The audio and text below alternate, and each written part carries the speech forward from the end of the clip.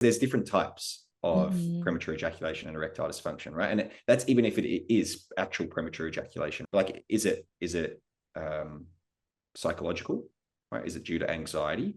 Is it due to nervous system issues? And this goes for both PE and ED, right? Is it neurological? Is it psychological or psychogenic? Is it physiological? Is it iatrogenic, right? Is it medication?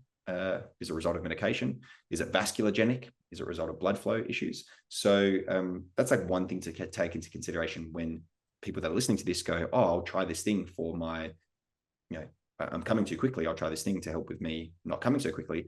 Is that approach aligning with the underlying causes of your premature ejaculation in the first place, right? So it isn't always like, oh, I'll try this. And what I said before, like a lot of guys who I work with, Viagra doesn't work for them, right? And it's because it's not a function of vasodilation and nitric oxide. Sure, it'll help, but the underlying root cause of their erection reliability issues is that they're anxious and stressed and they're placing expectation on themselves and what their penis should do. And like that makes them tense and tight and constricted and contracted and not experiencing pleasure and not being present with their partner because they're up in their head.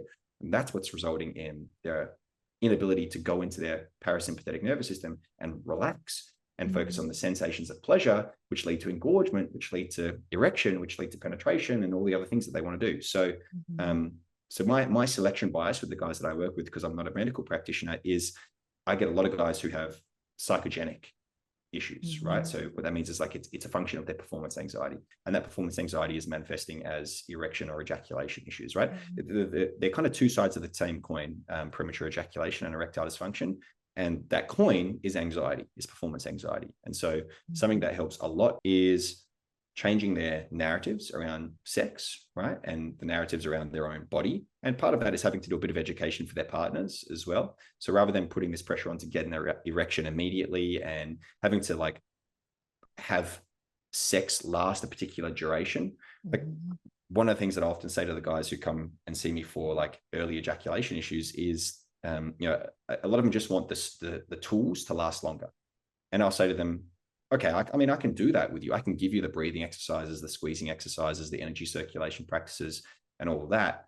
But if the sex that you're having is not great, right? It's not that pleasurable, then having not great, not very pleasurable sex for 30 seconds and not great, not really pleasurable sex for 30 minutes is not going to make much of a difference to like the experience, right? I mean, if you're having shit sex for 30 seconds or 30 minutes, it's not going to change much. So like the approach to sex is very often the underlying strategy.